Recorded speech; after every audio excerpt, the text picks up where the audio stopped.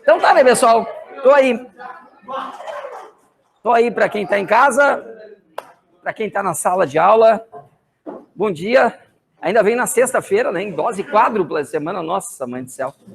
Vai ser de enlouquecer. Hoje à tarde eu devo começar a postar as questões sobre magnetismo e eletromagnetismo. Eu estou fazendo as que são relevantes ali daquelas de sala de aula, tá? Para vocês terem um norte, mais ou menos, de como é que pode ser cobrado aquilo na prova de vocês. Tá bom? Bom, eu vinha falando na nossa última aula daquilo que eu chamei de primeiro fenômeno eletromagnético, né? A gente falava do fio percorrido por uma corrente elétrica, carga elétrica em movimento gera campo magnético. Depois a gente dobrou o fio, fez uma espira, né? E hoje, de início, a gente vai pegar esse fio, ao invés de trabalhar com uma espira só, a gente vai fazer um conjunto de espiras. Vai criar aquilo que nós vamos chamar de um solenoide. Porque se uma espira já gera um campo magnético, se eu tiver mais espiras associadas, eu devo ter um campo magnético mais intenso. Tá? A ideia é essa. Então, ainda dentro desse primeiro fenômeno eletromagnético, vamos falar um pouquinho sobre as espiras associadas, criando um solenoide. Oi, querido.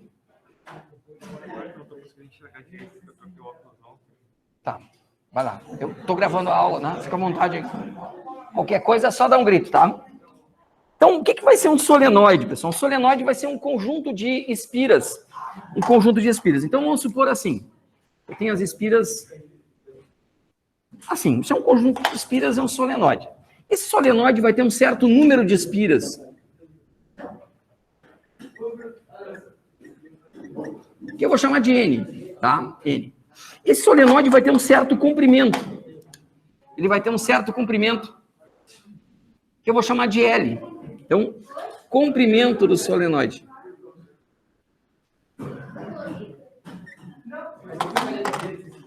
E aí, quando eu for fazer esse solenoide funcionar para gerar campo magnético, eu vou colocá-lo com um núcleo de ferro. Então, eu vou ter uma barrinha aqui assim, ó, com núcleo de ferro. E aí eu vou enrolar um fio no mesmo. Então, eu vou ter um fio enroladinho aqui. Ele começa enrolado pela frente e termina por trás. Mais ou menos assim, ó. Só para tu enxergar isso de uma forma um pouco mais concreta. Seria mais ou menos assim, meu braço fazendo as vezes daquele núcleozinho de ferro que está ali, em azul, no desenho do quadro. E o fio enrolado assim. Ah, enrolado assim. Desenrolou o fio. Desenrolou. Então, o que vai acontecer? À medida que passa a corrente elétrica por aqui, ao redor do fio surge um campo magnético. Se tem esse núcleo de ferro, o que vai acontecer? Eu teria um campo magnético existindo aqui ao redor desse fio. Se tem ferro aqui, o ferro vai funcionar como um ímã, né? E aí ele vai potencializar os polos magnéticos nas extremidades do nosso solenoide ou da nossa bobina. Na nossa bobina. Então, eu posso calcular a intensidade do campo magnético B usando o μ, né? Que lembra que é aquela constante chamada de constante de permeabilidade magnética, que no vácuo vale 4π vezes 10 na menos 7. Mas você não tem que saber de cor. Então, geralmente a gente usa o μ no vácuo, μ0. Numa espira só, tu lembra como é que a gente calcula o campo magnético gerado por uma espira, pela corrente que passa numa espira? É I sobre 2R ou 2D, enfim, 2R. μ0 vezes I sobre 2R, sobre o diâmetro da espira. Como aqui tem mais espiras, eu posso calcular a intensidade desse campo magnético assim, ó. Eu vou pegar o número de espiras, vou multiplicar pelo campo magnético gerado por cada uma delas. E aí eu tenho o campo magnético total. Ou eu posso calcular a intensidade do campo magnético assim. Eu vou ter aqui um comprimento desse solenoide, né? Dessa minha bobina. Tá? Então eu vou pegar aqui, ó. μ0 vezes I vezes N sobre sobre L. Oi. Repete a tua pergunta, por favor, de início. Qual é o objetivo?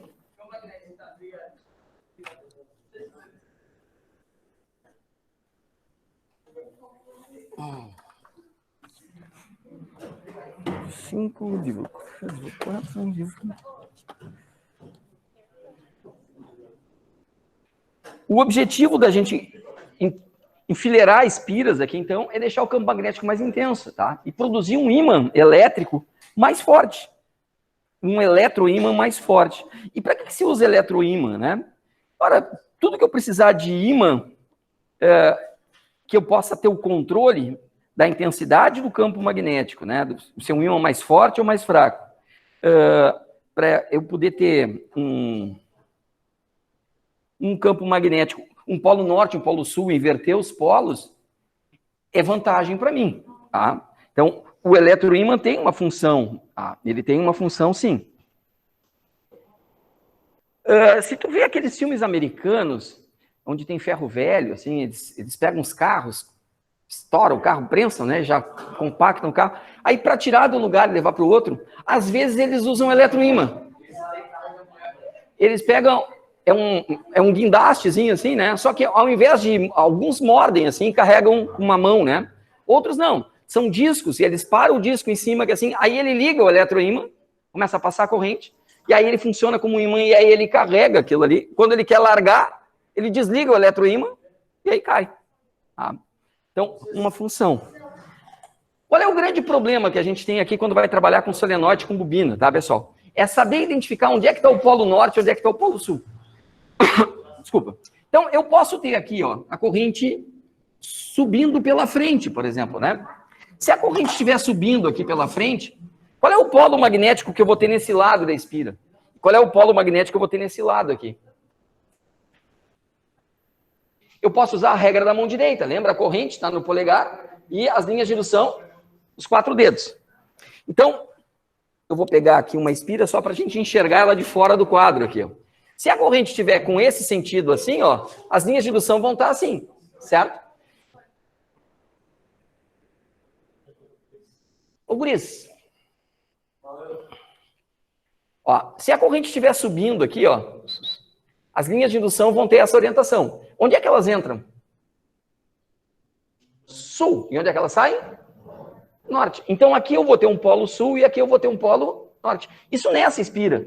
Nessa também, nessa também, nessa também. Então aqui, neste lado aqui, ó, presta atenção, eu vou ter um grande polo sul e aqui eu vou ter um grande polo norte. As linhas de indução teriam essa orientação aqui, ó, saindo do norte e chegando no sul. Saindo do norte, chegando no sul. Saindo do norte. Chegando no sul. Nunca se cruzando essas linhas, tá? E por dentro indo do sul para o norte. Por dentro não interessa, para nós interessa é por fora. Tá? E aí, o que a gente pode ter de questão envolvendo solenoide é, basicamente, eventualmente calcular a intensidade do campo, mas aí é jogar os valores ali dentro da fórmula e resolver. Mas, basicamente, o que a gente tem é saber identificar onde é que fica o norte e onde é que fica o sul. Então, em princípio, eu tenho 4 variáveis para um solenoide, tá? Tem 4 variáveis para um solenoide, 4 possibilidades. De exemplo, eu posso ter assim, eu posso ter o solenoide enrolado assim por trás, ó, com uma corrente assim. Eu posso ter ele enrolado aqui por trás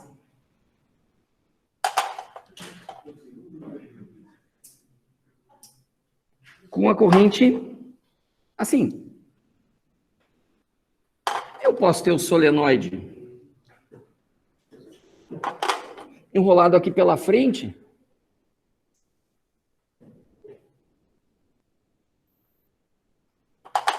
E aqui também pela frente.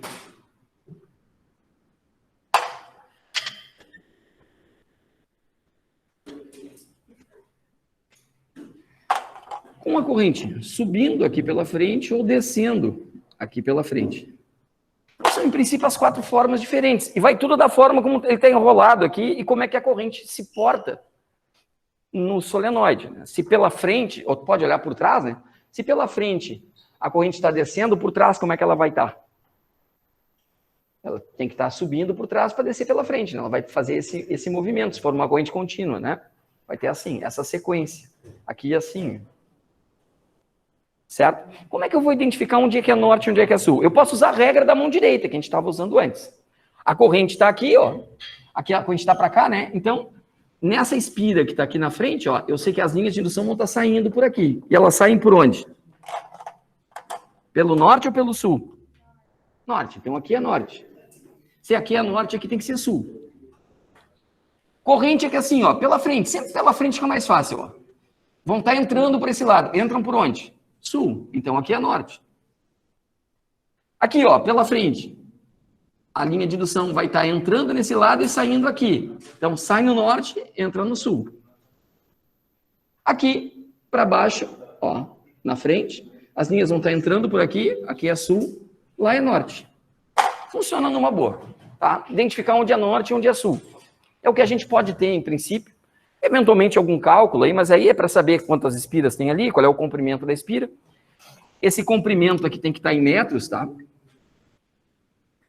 Para o sistema funcionar, aí isso aqui vai estar em Tesla, isso aqui vai estar em ampere, e aqui vai ser aquele valor lá, que vai estar em Tesla vezes metro dividido por ampere.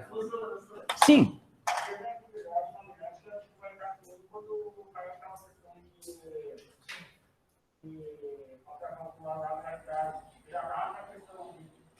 Sim, vai estar, o valor tem que estar. Ninguém tem que saber, constante não cabe a gente saber de cor. Nem aqui em provas internas nossas, nem em vestibular, Enem, concursos, tá? As constantes são fornecidas, porque, em geral, essa constante tem um valor diferenciado em cada lugar, né? Tá? O G da Terra tem um valor médio, quando se fala da gravidade mesmo, tu tem uma questão, o máximo que tu pode considerar é assim, a gente pode combinar da boca, que assim, se caiu uma questão que precisa do campo gravitacional da Terra, tu bota 10. Tá, só para não ter que ficar escrevendo, use G igual a 10, use G igual a 10. Se não for dado, é 10. Se for dado, bota o valor que foi dado. Pronto, tá combinado. Mas é um trato que a gente fez antes.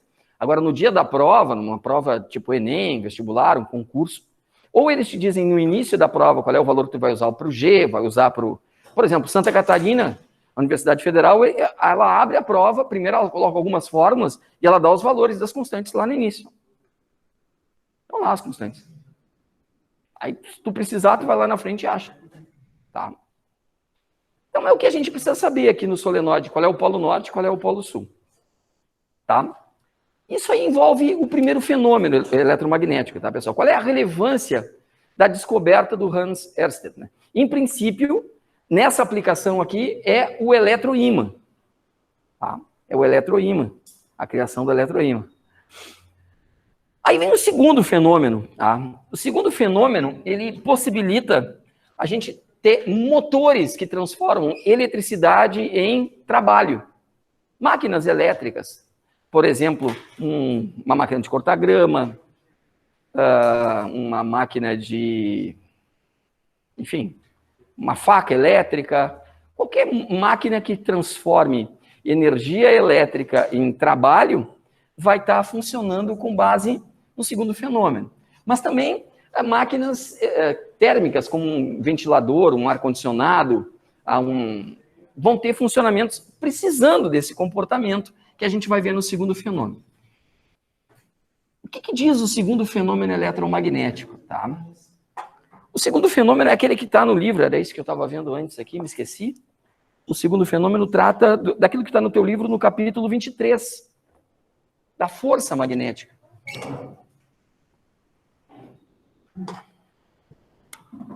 Segundo fenômeno eletromagnético.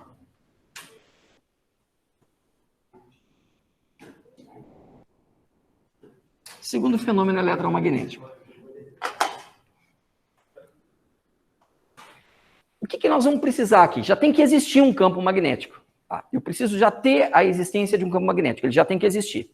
Então, vou supor assim, ó, eu tenho aqui um campo magnético representado com essa orientação. É um campo magnético uniforme ainda para facilitar a minha vida. Que até o campo magnético B. Tá? Então, o que nós vamos tratar aqui nessa primeira parte do segundo fenômeno eletromagnético? Força magnética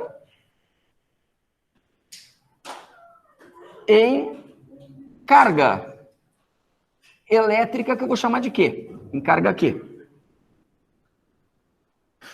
Então, se a gente tiver uma carga elétrica e jogar essa carga em movimento dentro desse campo com uma certa velocidade, tá? Essa velocidade, tu sabe que velocidade é uma grandeza que tem orientação, ela é uma grandeza vetorial, ela vai ter uma certa orientação em relação ao vetor campo magnético, então aqui vai ter um certo ângulo. Sobre essa carga pode atuar uma força magnética. Por que pode atuar? Carga elétrica em movimento não gera campo magnético? Não é o que diz o primeiro fenômeno? Então, a carga em movimento se comporta como um ímã. Se eu tiver um ímã perto do outro, eles podem interagir, se atrair ou se repelir. Então, sobre essa carga pode atuar uma força magnética. E essa força magnética vai ter um módulo, vai ter uma direção e vai ter um sentido. Um módulo, uma direção e um sentido. A direção da força magnética vai ser sempre perpendicular. A força magnética vai ser sempre perpendicular. Essa simbologia aqui já está familiar para vocês? Isso aqui. Há quem não saiba ainda que isso aqui quer dizer 90 graus perpendicular. Oblíquo, paralelo. Todo mundo sabe essa representação? Tá? Só para economizar escrita aqui. Então, a força magnética, quando atua sobre a carga elétrica, sempre formará 90 graus com o vetor velocidade e formará um ângulo de 90 graus com o vetor campo magnético. Sempre formando 90 graus com os dois. E como é que eu vou achar o sentido? Eu vou achar o sentido pela regra do tapa. Ou da mão esquerda. São duas regras. A regra do tapa é com a mão direita. E a regra da mão esquerda, logicamente, é com a mão esquerda. E quanto que vale essa força? Como é que eu calculo o valor da força que pode atuar sobre a carga? O módulo da força é dado assim.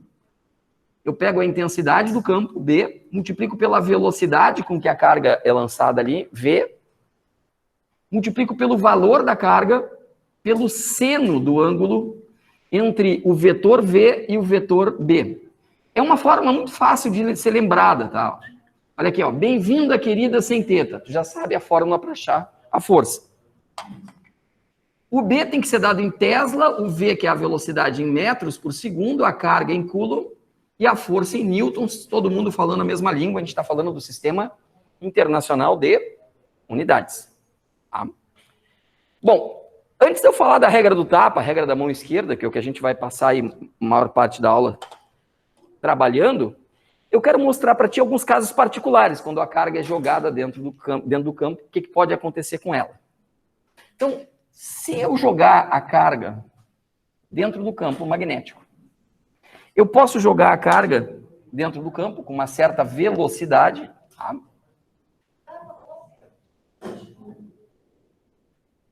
O vetor velocidade sendo paralelo ao campo magnético. Tá? Paralelo. 0 grau ou 180 graus. Paralelo ou antiparalelo. Tá? Então, eu teria assim, ó, um campo magnético aqui, B, indicado previamente. Tá? E eu vou ter uma carga elétrica que vai ser lançada aí dentro. Ela pode ser positiva, pode ser negativa, mas é uma carga. Eu vou ter uma carga elétrica lançada com uma certa velocidade inicial aqui dentro, tá? Essa é uma carga elétrica com uma certa velocidade. Tá? Uma carga que não interessa agora, nesse momento, se ela é positiva ou negativa. Em algum momento... Desculpa, querido. Sim. O seno de 0 e o seno de 180 são 0. Legal. Boa tua observação. Então, como A força magnética é dada pela forma bem-vinda, querida, sem θ. E neste caso, o θ ou θ é 0 grau ou 180 graus. Quanto é que é o seno de 0 e o seno de 180? O seno de 0 grau é igual ao seno de 180 graus, que é 0. E 0 vezes qualquer coisa dá quanto? Então, a força magnética sobre essa carga vai ser igual a 0. A força magnética sobre a carga vai ser 0. Se essa for a única força atuando sobre a carga, ou seja, não tem campo gravitacional atuando sobre a carga, então, se a força magnética for igual à força resultante, qual é o tipo de movimento que essa carga vai descrever aí dentro? Lembra lá das leis de Newton? Constante. Movimento constante. Como é que a gente chama esse movimento constante? Ele tem um nome. Retilíneo uniforme. Movimento retilíneo uniforme. A carga vai descrever um MRU. Ela vai seguir se movendo assim indefinidamente o resto da vida num movimento retilíneo uniforme, num MRU. Tá? Ela segue o resto da vida no MRU. Esse seria um primeiro caso. Nesse caso, não atua força magnética sobre a carga, por causa da direção da velocidade comparada com a direção do campo magnético. Se as direções forem iguais, mesmo sentido ou sentidos contrários, não vai ter força magnética atuando nessa carga. Tiramos foto? Estão mandando já para o pessoal?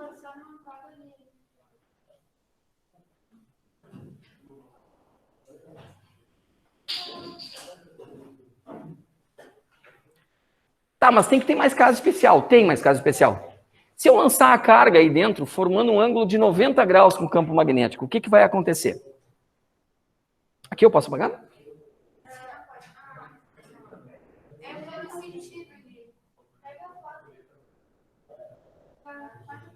Posso apagar? Ó, segundo caso. No segundo caso, eu vou lançar a carga formando 90 graus com o campo magnético.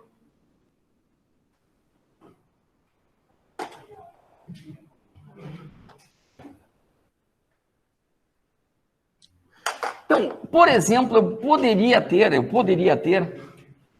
a carga sendo jogada aqui dentro num campo magnético. Digamos que o campo magnético tem essa orientação aqui, ó. Que orientação é essa aqui? O que é esse xizinho? O que o X quer dizer para mim? Entrando, ele está entrando, está entrando no quadro. O campo magnético B está entrando no quadro, certo? Se eu lançar uma carga aqui, uma carga elétrica Q, tá? Com uma velocidade V aqui para dentro, qual é o ângulo entre a velocidade e o campo magnético? A velocidade está apontando para lá e o campo está para dentro. Qual é o ângulo entre eles? 90 graus.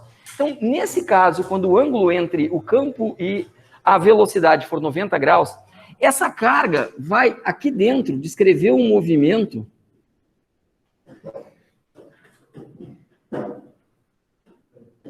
a força magnética sobre a carga vai ser dada pela fórmula bem-vinda, querida, sem θ.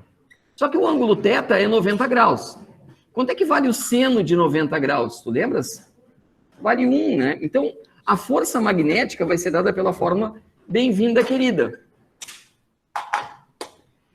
E o que vai acontecer? A força vai formar 90 graus com a velocidade e vai formar 90 graus com o campo magnético. Então, a carga vai ficar descrevendo um movimento.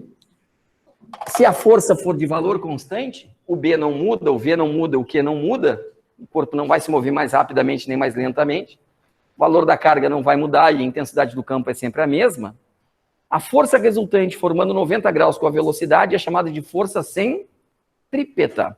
A força magnética, sendo a força resultante, vai ser a força centrípeta.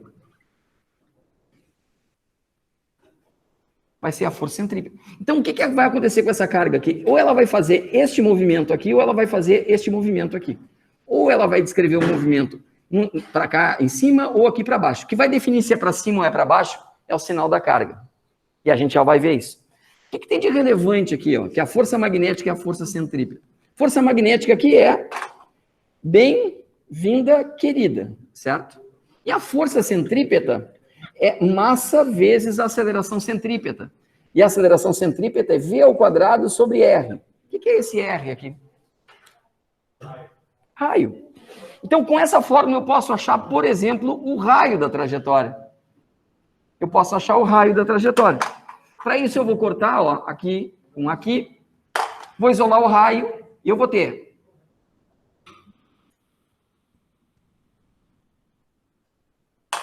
Eu vou ter uma fórmula que me dá o raio da trajetória. É uma fórmula fácil de ser lembrada também, ó.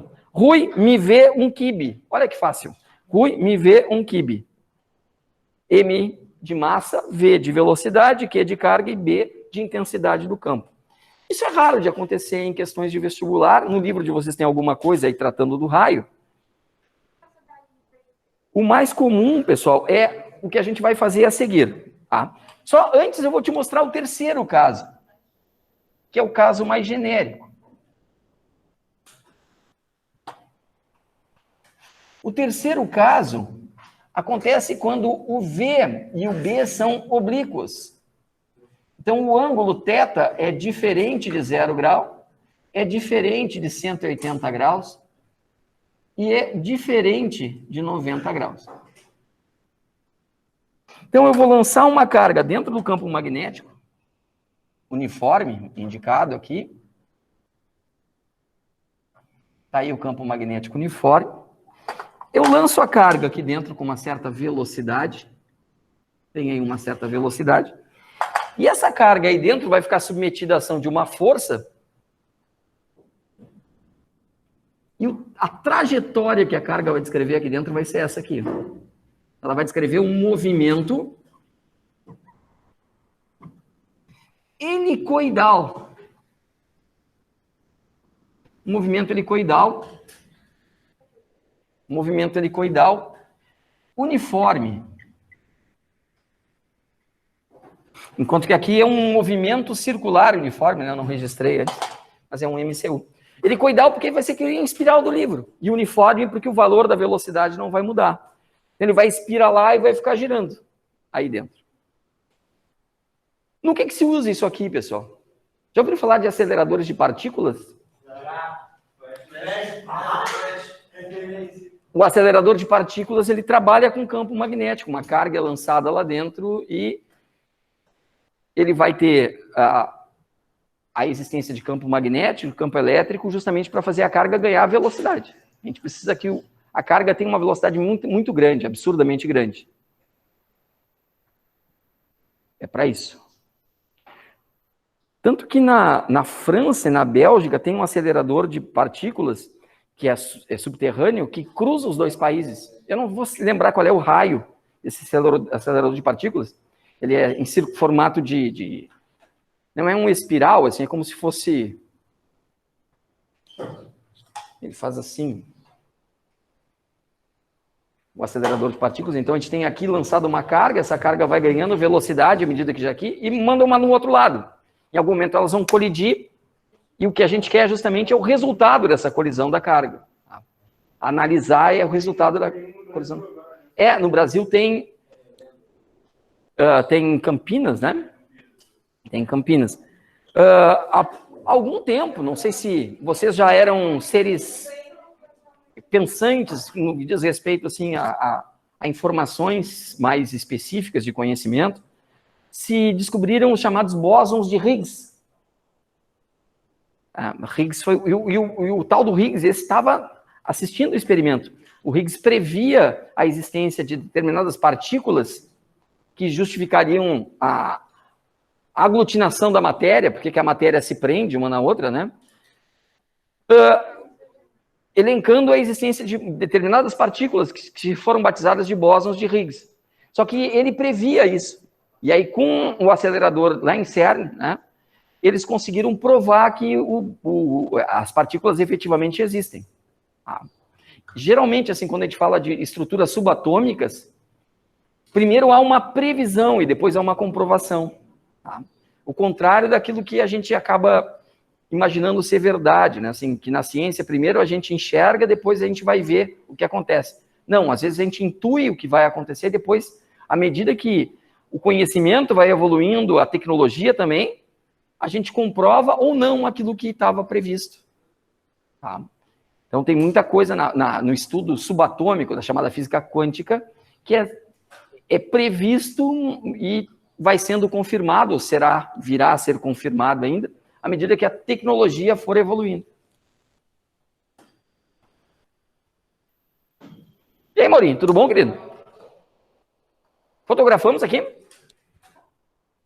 Bom, o que tem de relevante para nós aqui no segundo fenômeno dessa primeira parte, pessoal, é assim, ó.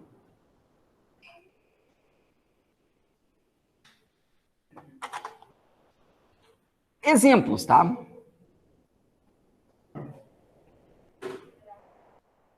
Indique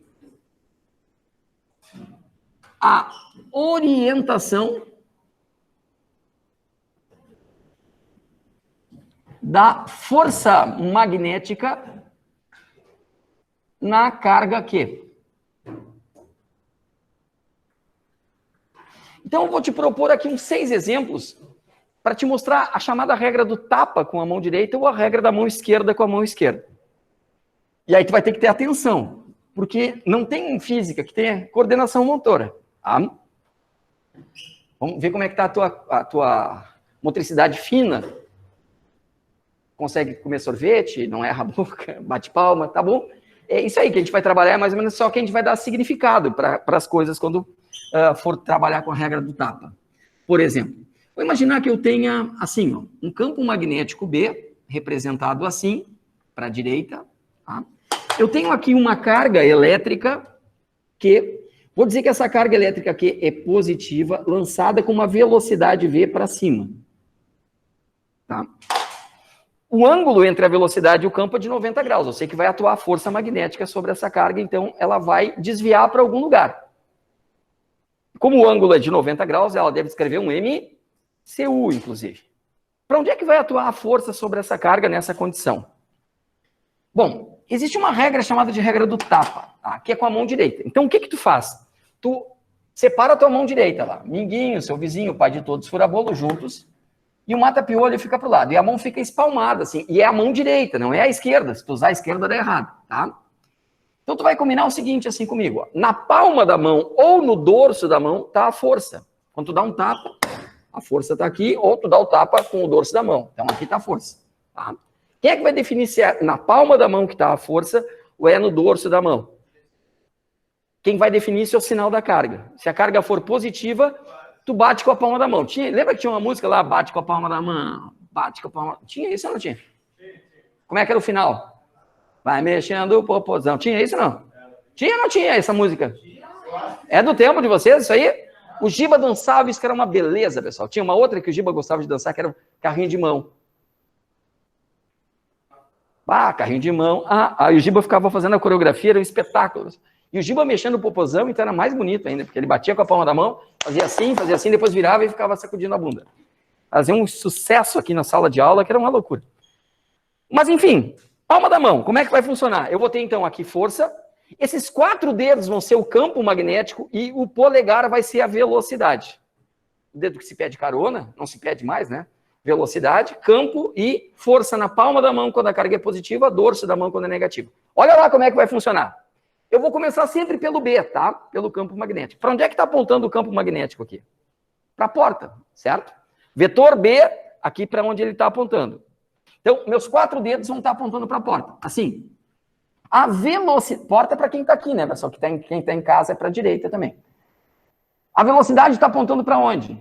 Para cima. Tá aqui o vetor verde indicado o vetor velocidade. Vetor velocidade apontando para cima. Então, meu polegar vai ter que ir para cima, ó. Sem desorientar o B, eu vou ter que alinhar o polegar também. Para onde é que aponta a minha palma da mão? Para fora? Para onde? Para dentro do quadro ou para fora do quadro? A palma da mão? Para dentro. Então, eu vou ter uma força que vai estar apontando para dentro. Está aqui a força magnética, com a palma da mão. Vamos fazer um outro exemplo. Vamos supor que eu tenha assim... campo magnético apontando para cima. B, para cima. E a carga elétrica é lançada aqui dentro, ó, com uma velocidade para esquerda. E essa carga agora é negativa. Para onde é que aponta a força sobre essa carga? Olha como é que tu vai trabalhar. Mão direita. Força, campo, velocidade. FBV. FBV. O campo está para onde? Para cima. Campo para cima. Então, os 4 dedos para cima. A velocidade está apontando para a esquerda, para o lado da janela, para quem está aqui na sala de aula.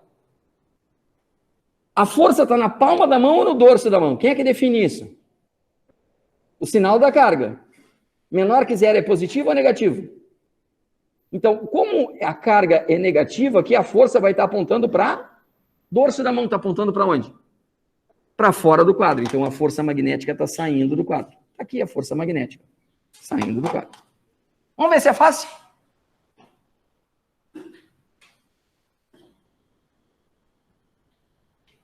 Campo.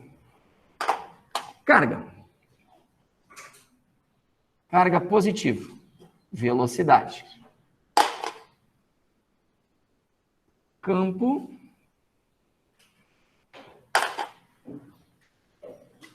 Velocidade. Carga negativa. Como é que eu vou orientar a força no exemplo C? Ó, FBV. O B está como? É o X. X é para dentro ou é para fora? Então, tu vai pegar a tua mão direita, vai pegar teus 4 dedos apontando para dentro da folha. Velocidade está para onde? Para a direita. Então, tu vai girar a mão aqui, ó, até deixar o polegar alinhado com a velocidade. É palma da mão ou é dorso da mão? Quem é que define isso? É o sinal da carga. Se a carga é positiva, é para onde? Que é para cima. Então, a força magnética na carga aqui aponta para cima. Essa carga vai fazer um movimento circular para cima. Aqui. O campo magnético B está entrando ou está saindo do quadro? Saindo. Então, FBV. Saindo. Está aqui o B, ó. Saindo. Meus 4 dedos apontando para fora do quadro. A velocidade está para onde? Para baixo. Assim. É palma da mão ou é dorso da mão a força? Menor que 0. É palma ou é dorso? Se é dorso, a força tem que estar apontando para a direita. Então, a força magnética aqui aponta para a direita. Força magnética para a direita. Isso é usando a regra do tapa com a mão direita. Tem a regra da mão esquerda. Não sei que horas são. Já vai terminar, né? Eu vou deixar 2 para vocês fazerem, tá, pessoal? Na sexta-feira eu volto aqui. Aí a gente fala um pouquinho mais sobre esse segundo fenômeno. Eu apresento o terceiro. E um E e um F para tu fazer, tá? Vamos deixar assim o E, ó. B. Velocidade assim. V, com essa representação a velocidade, aqui é uma carga positiva. Aqui para baixo, o B. B para baixo. Aqui a carga com uma velocidade para a direita. Não, velocidade entrando aqui, pode ser assim. Uma carga negativa. Procura usar a regra da mão direita e acha a orientação da força para esses 2 casos. Na sexta-feira a gente confere. Pois não, querida?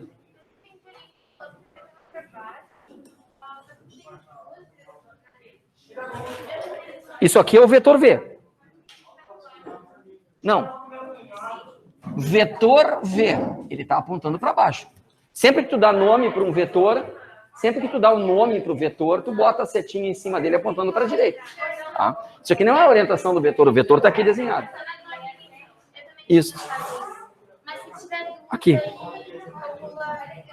Se tiver 2, se o V tiver 2 velocidades. Não vai ter 2 velocidades. A velocidade é o movimento do corpo. O corpo não tem 2 movimentos, ele tem um movimento só. Não. Aí é quando a velocidade resultante, quando o meio está em movimento e o corpo também. Lembra o rio? A pessoa está atravessando o rio, aí vai ter a velocidade resultante. Mas aí a pessoa seria a carga, quem sabe? Tá?